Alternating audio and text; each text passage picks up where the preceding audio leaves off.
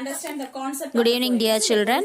As I have recorded this video continuously, you have 2 minute videos what you have seen in the morning. Don't think that the same video I have uploaded.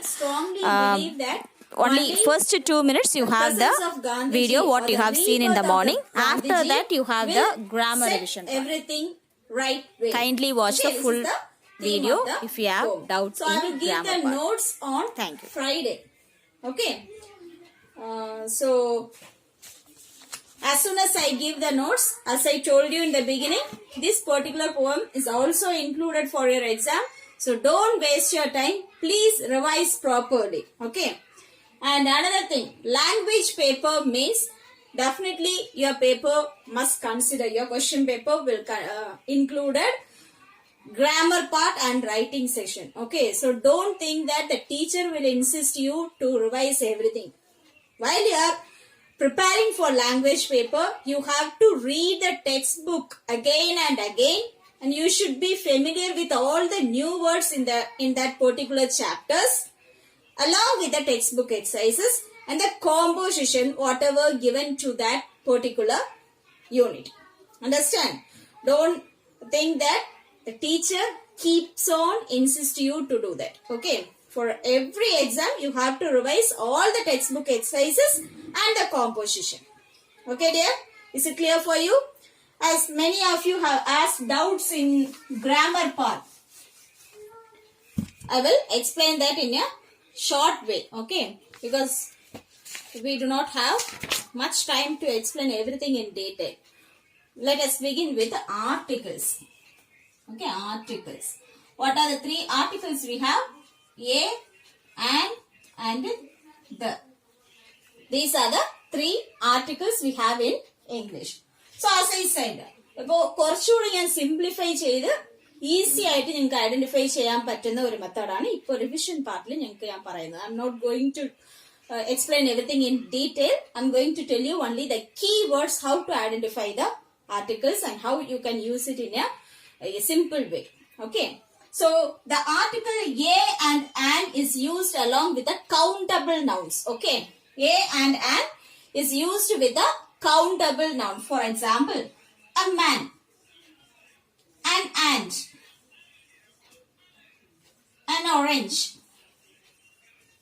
a pineapple.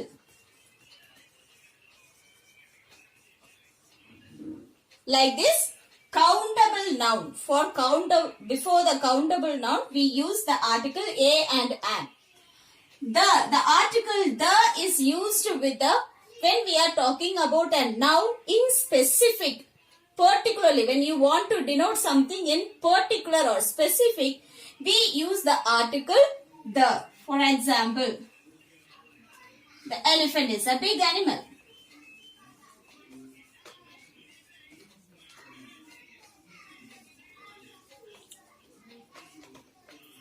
Here, that denotes the entire species of the elephant.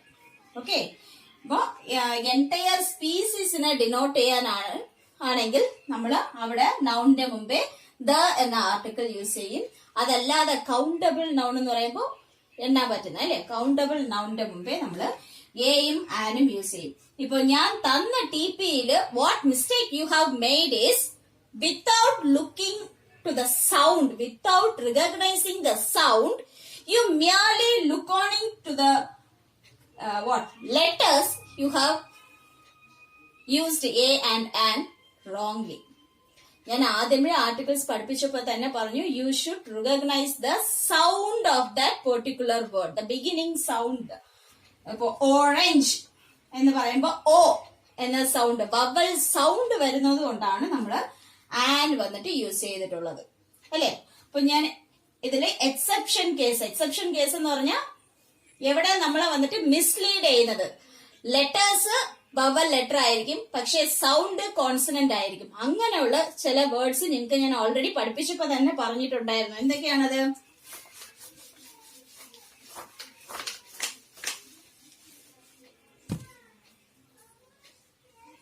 University,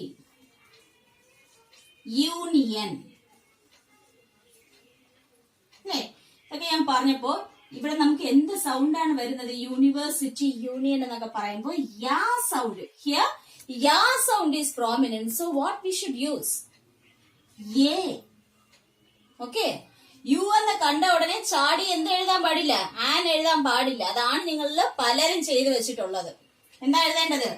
university എന്ന് പറയുമ്പോൾ we have the sound, consonant sound yeah. Okay, so we have to write ye. Similarly, when you come across the word honest or honorable,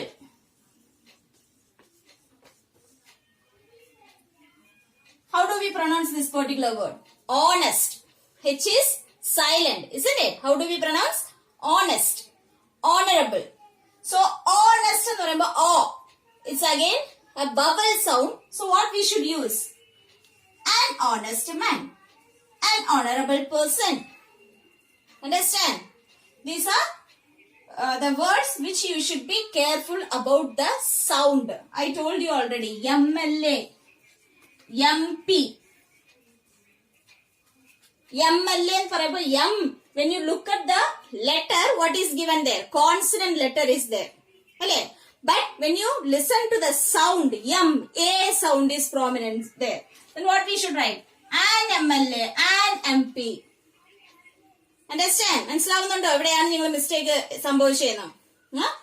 അതല്ലാതെ നമ്മൾ the എന്ന article particular ആയിട്ട് ഒരു പേഴ്സണിനെയോ ഒരു ഒബ്ജക്റ്റിനെയോ ഒരു നൗണിനെയോ നമ്മൾ യൂസ് ചെയ്യുമ്പോൾ നമ്മൾ ദ വന്നിട്ട് യൂസ് ചെയ്യും. For example, the teacher who is working in SFS. ഒരു പെർട്ടിക്കുലർ ടീച്ചറിനെ കാണിച്ചുകൊണ്ട് the teacher who is working in SFS is teaching me English. ഈ ടീച്ചർ എവിടെയാണ് പഠിപ്പിക്കുന്നത്? SFSലാണ് പഠിപ്പിക്കുന്നത്. ആ ടീച്ചർ എന്ത് ചെയ്യുന്നു? എനിക്ക് ഇംഗ്ലീഷ് പഠിപ്പിക്കുന്നു. When you are specifically pointing out a person, okay, particular ആയിട്ട് ഒരു സ്പെസിഫിക് ആയിട്ട് ഒരാളെ കുറിച്ച് പറയുമ്പോൾ അവിടെ നമ്മൾ എന്ത് ആർട്ടിക്കിൾ യൂസ് ചെയ്യും? ദ എന്ന ആർട്ടിക്കിൾ. മനസ്സിലാവുന്നുണ്ടോ? When you are pointing out someone or something particular or specific, അവിടെ നമ്മൾ യൂസ് ചെയ്യുന്ന ആർട്ടിക്കിൾ ദ. അപ്പൊ ആ സെന്റൻസ് വായിച്ചിട്ട് you have to read that sentence and understand the context clearly. Only after that you have to write down the article. മനസ്സിലാവുന്നുണ്ടോ? ഇതില് pathetic condition എന്താണെന്ന് വെച്ചാൽ ആർട്ടിക്കിൾസ് എന്ന് വെച്ചാൽ എന്താണെന്ന് പോലും ഒരുപാട് പേർക്ക് അറിയില്ല. എന്തൊക്കെയോ എഴുതി വെച്ചിട്ടുണ്ട്. ആം, ഇസ്, വാസ് ഒക്കെ എഴുതി വെച്ചിട്ടുണ്ട്. ആം, ഇസ്, വാസ് എന്നുള്ളതൊക്കെ വെർബാണ്. ആർട്ടിക്കിൾ നമുക്ക് ഓൺലി 3 ആർട്ടിക്കിൾസ്. ആർട്ടിക്കിൾ എന്ന് ബ്രാക്കറ്റിൽ കണ്ടു കഴിഞ്ഞാൽ എന്താണ് എഴുതേണ്ടത്? A, an and they. ഇത് 3 മാത്രമേ ആർട്ടിക്കിൾസിലുള്ളൂ. ഉടനെ ആ ഒരു ഫില്ലപ്പിൽ 3 എഴുതി വെക്കാനല്ല പറഞ്ഞത്. എന്തോന്ന്? ആ വേർഡിന്റെ സൗണ്ട് നോക്കി അല്ലെങ്കിൽ ആ കോണ്ടെക്സ്റ്റ് മനസ്സിലാക്കി അത് കൗണ്ടബിൾ ആണോ അൺകൗണ്ടബിൾ നൗൺ ആണോ എന്ന് ഐഡന്റിഫൈ ചെയ്തിട്ട് whether it is talking about anything in specific identify ചെയ്തിട്ട് you have to decide whether we should write a or an or the. ഇതിൽ 3-ൽ ഏതാണ് സൂട്ടബിൾ എന്ന് മനസ്സിലാക്കി അതാണ് എഴുതേണ്ടത്. മനസ്സിലാവുന്നുണ്ടോ? ഇനി മനസ്സിലായില്ലെങ്കിൽ എന്നെ പേഴ്സണൽ ആയിട്ട് വിളിച്ച് ചോദിക്കുക.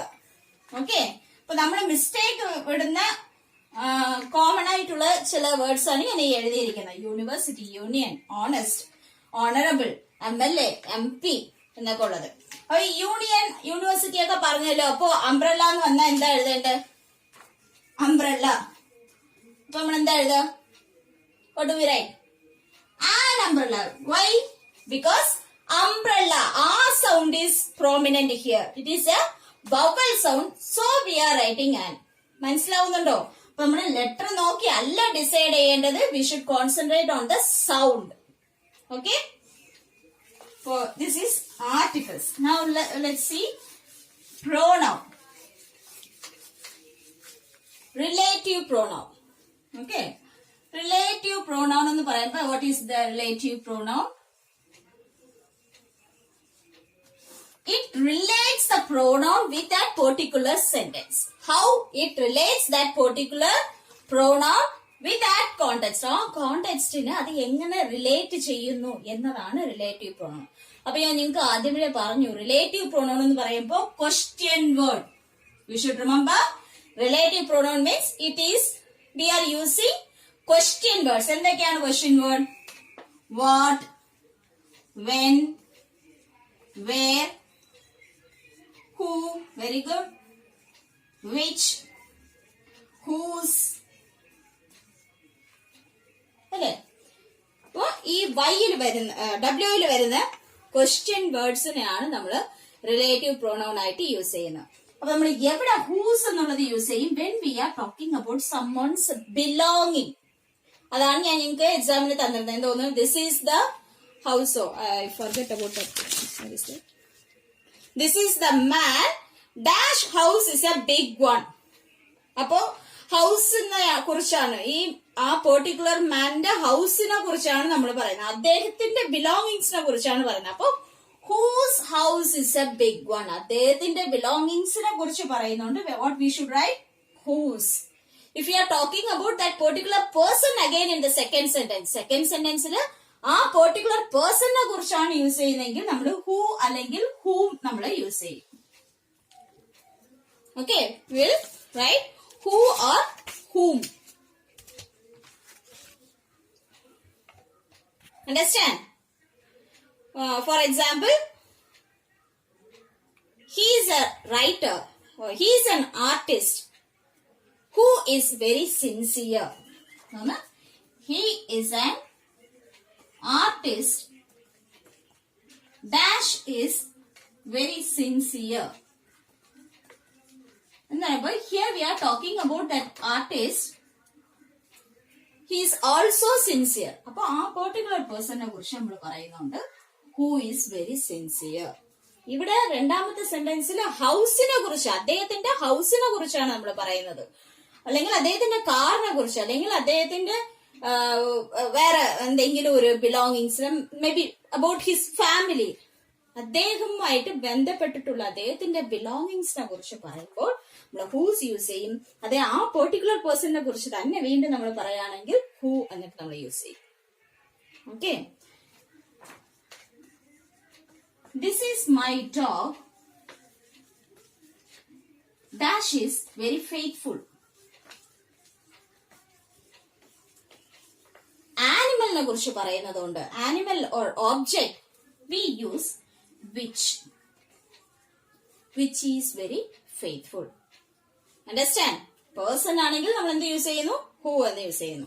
As here we are talking about the dog, an animal, or we can, when we are talking about an objectനെ കുറിച്ച് പറയുകയാണെങ്കിലോ, അല്ലെങ്കിൽ ഒബ്ജക്റ്റിനെ കുറിച്ചോ പ്ലേസിനെ കുറിച്ചോ ഒക്കെ പറയുകയാണെങ്കിൽ നമ്മൾ which അല്ലെങ്കിൽ that യൂസ് ചെയ്യും. Either we can use which or that. Understand? മനസ്സിലാവുന്നുണ്ടോ? വേറെ എന്താണുള്ളത് നമുക്ക്? Okay,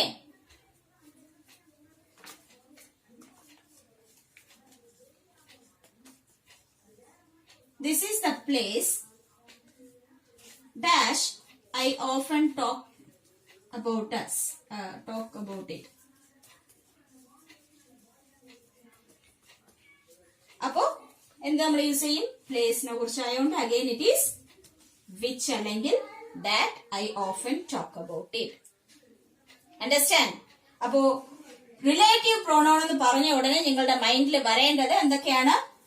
question word. നമുക്ക് വരേണ്ടത് ക്വസ്റ്റ്യൻ വേർഡ്. മനസ്സിലാവുന്നുണ്ടോ? അതിലിപ്പോ നിങ്ങൾക്ക് ഈ പെർട്ടിക്കുലർ സെമ്മിന് അല്ലെങ്കിൽ ഈ പെർട്ടിക്കുലർ ഇതിൽ നിങ്ങൾക്ക് തന്നിട്ടുള്ളത് ഹൂ, ഹൂസ്, വിച്ച്, ദാറ്റ്, ഇത്രയാണ് നിങ്ങൾക്ക് തന്നിട്ടുള്ളത്. അപ്പൊ അറ്റ്ലീസ്റ്റ് ഈ 4ന്റെ യൂസേജ് എങ്കിലും പ്രോപ്പർ ആയിട്ട് മനസ്സിലാക്കി ഇത് ചെയ്യുക. അതിന് നിങ്ങൾക്ക് എന്ത് ചെയ്യണമെന്ന് വെച്ചാൽ എക്സാമിന് മുമ്പേ often you have to read at least the textbook exercises. അതിനെ കണക്ട് ചെയ്യുന്ന എക്സസൈസ്, ഗ്രാമർ ടെക്സ്റ്റ് എന്തെങ്കിലും ഉണ്ടെങ്കിൽ അത് ചെയ്യുക.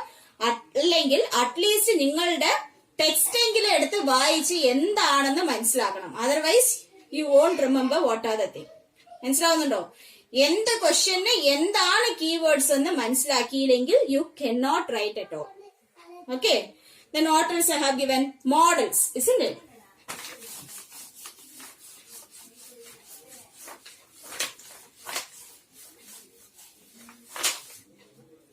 Models എന്ന് വെച്ചാൽ എന്തോന്ന്? I very clearly I told you, models, it represents the mood of the speaker. It expresses the mood of the speaker. What are the models we have? Can, could, shall, should, will, would. What else?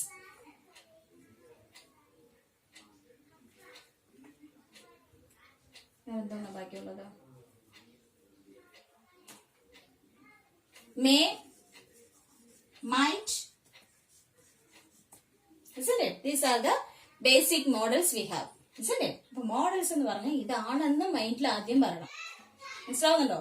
അപ്പോ ആദ്യം അതിൽ നമ്മള് main ആയിട്ട് simple ആയിട്ട് നിങ്ങൾക്ക് understand ചെയ്യാൻ പറ്റുന്നതെന്ന് വെച്ചാൽ എന്തോ നമുക്ക് പറയാം. സോറി, മസ്റ്റ് വിട്ടു അല്ലേ? മസ്റ്റ്. മനസ്സിലാക്കേണ്ട കാര്യം എന്ന് വെച്ചാൽ ക്യാനിന്റെ പാസ്റ്റ് ടെൻസ് ആണ് കുഡ്, ഷാലിന്റെ പാസ്റ്റ് ആണ് ഷുഡ്, വില്ലിന്റെ പാസ്റ്റ് ആണ് വുഡ്, മേയുടെ പാസ്റ്റ് ആണ് മൈറ്റ്. ഇത് ഈ ഫോം ആദ്യം മനസ്സിലാക്കണം. അത് കഴിഞ്ഞിട്ട് can, when do we use can? Can, it tells us or it expresses that when we are capable to do something, എന്തെങ്കിലും ഒന്ന് ചെയ്യാൻ കഴിയും എന്നുള്ളതിനെ എക്സ്പ്രസ് ചെയ്യാനാണ് നമ്മൾ ക്യാൻ യൂസ് ചെയ്യേണ്ടത്. ഞാൻ ഒരു സിംഗിൾ സെന്റൻസ് വെച്ച് നിങ്ങൾക്ക് അത് അന്ന് എക്സ്പ്ലെയിൻ ചെയ്തിട്ടുണ്ടായിരുന്നു അല്ലേ? ഐ ക്യാൻ ഡു ഇറ്റ് എന്ന് വെച്ചാൽ എന്നെ കൊണ്ട് അത് ചെയ്യാൻ കഴിയും. മനസ്സിലായോ? ഐ ക്യാൻ ഡു ഇറ്റ് എന്ന് പറഞ്ഞാൽ എന്നെ കൊണ്ട് അത് ചെയ്യാൻ കഴിയും. When you use I could do it എന്ന് പറഞ്ഞാ ഇപ്പൊ എനിക്ക് കഴിയില്ല, മുമ്പ് കഴിയുമായിരുന്നു. മനസ്സിലാവുന്നുണ്ടോ? I couldn't നമ്മൾ യൂസ് ചെയ്യുമ്പോ once I am capable to do that. Understand? Once I am capable to do that, but now I can't. അതാണ് അതിന്റെ മീനിങ്. ഓക്കെ, നമ്മൾ കുട്ടി യൂസ് ചെയ്യുമ്പോ എന്താണ് മനസ്സിലാക്കേണ്ടത്? once I am capable to do that, but now I cannot do that. Okay, അപ്പൊ ഞാൻ നിങ്ങൾക്ക് തന്ന എക്സസൈസ് സെന്റൻസ് എന്തായിരുന്നു? I dash speak Arabic fluently when I was a child. കുഞ്ഞായിരിക്കുമ്പോ എനിക്ക് അറാബിക് നല്ല ഫ്ലുവന്റ് ആയിട്ട് സംസാരിക്കാൻ കഴിയുമായിരുന്നു. Past tense. അപ്പോ കേപ്പബിലിറ്റി ആണ് അവിടെ പറഞ്ഞിട്ടുള്ളത്. പക്ഷെ ആ കേപ്പബിലിറ്റി എപ്പോഴായിരുന്നു? When I was a child, not now. When I was a child. അപ്പൊ എന്താ നിങ്ങൾ യൂസ് ചെയ്യേണ്ടത്? I could. How simple. നിങ്ങൾ ആ ടെക്സ്റ്റ് ബുക്കിലെ എക്സസൈസ് റിവൈസ് ചെയ്തിരുന്നെങ്കിൽ, വൺ ടൈം എങ്കിലും വായിച്ചിരുന്നെങ്കിൽ you can easily write down. കാരണം the same sentence which you have in your text book only I have given. Only I have change the subject. അതിൽ എന്തോ കൊടുത്തിട്ടുണ്ടായിരുന്നു, അതിൽ വേറെ എന്തോ ലാംഗ്വേജ് കൊടുത്തിട്ടുണ്ടായിരുന്നു. ഞാൻ അറാബിക് എന്ന് നിങ്ങൾക്ക് തന്നിട്ടുണ്ട്. അപ്പൊ നിങ്ങൾ റിവൈസ് ചെയ്തിട്ടുണ്ടായിരുന്നെങ്കിൽ, സിൻസിയർ ആയിട്ട് റിവൈസ് ചെയ്തിരുന്നെങ്കിൽ easily you would have got 10 out of 10. Okay, take it serious. Take it learning a serious one and please revise it properly. Okay, because all these marks are added with your semester exam, so please take it in a serious way and do it properly. Then when we come to shall or should, shall and should means നമ്മുടെ promises പറയുമ്പോഴോ അല്ലെങ്കിൽ നമ്മുടെ rules and regulation which we should follow അതിനെ കുറിച്ച് പറയുമ്പോഴാണ് നമ്മൾ shall അല്ലെങ്കിൽ should use ചെയ്യുന്നത്. മനസ്സിലായോ? For example, I shall study എന്ന് പറയുമ്പോൾ it is your duty, it is your responsibility that you have to study. Okay, I shall study well. While after this video is over, in your heart of heart you have to take a decision that I shall study well, which means that you are determined or you are ready to do your responsibility as a student. അങ്ങനെ ഉള്ളപ്പോഴാണ് നമ്മൾ എന്ത് statement കൊടുക്കുന്നത്? I shall study well. How many of you study well? Yes? Very good. Those who said I will study well, very good. Those who did not open, it shows still you are adamant that you are not ready to listen to the teacher or the elders. But you are the loser. If you are not ready to listen to your elders, you are the loser. Okay? So start studying well. Then when we are using should, there you have a compulsion.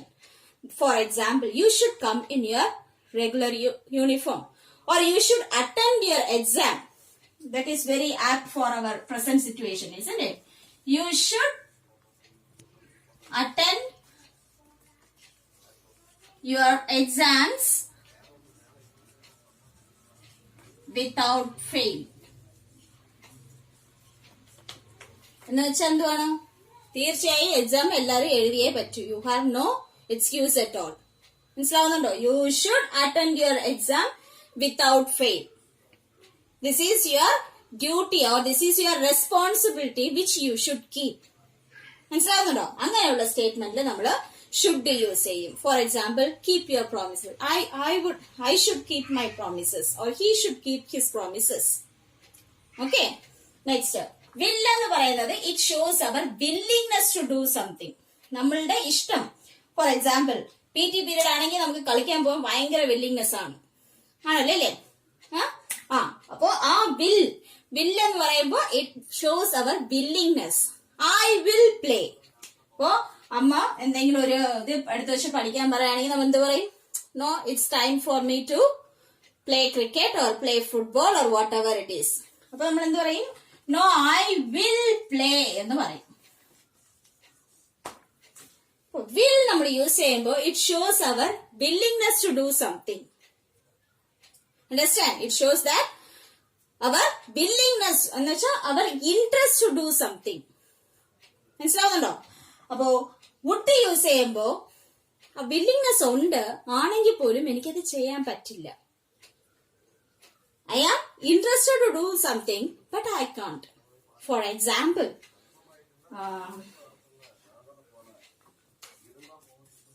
if I am free, I would complete my portions. This sentence shows that a particular person or a particular student is really has interest to complete his portions on time. But what happened? Due to his hectic activities or either household activities or some other thing, as he is busy in some other thing, he couldn't able to complete that within time. Actually, he has interest, but what happened? As the situation is not familiar to him, he could not complete it. അപ്പോൾ അവിടെ നമ്മൾ എന്ത് use ചെയ്യും? I would complete my portion. എനിക്ക് സമയം കിട്ടിയെങ്കിൽ if I am free, I would complete my portion. അപ്പൊ അവിടെ കാണിക്കുന്ന എന്റെ വില്ലിംഗ്നെസ് ആണ്, പക്ഷെ ഞാൻ ചെയ്തിട്ടില്ല, ഇൻകംപ്ലീറ്റ് ആണ്, എനിക്ക് ചെയ്യാൻ പറ്റിയില്ല. മനസ്സിലാവുന്നുണ്ടോ?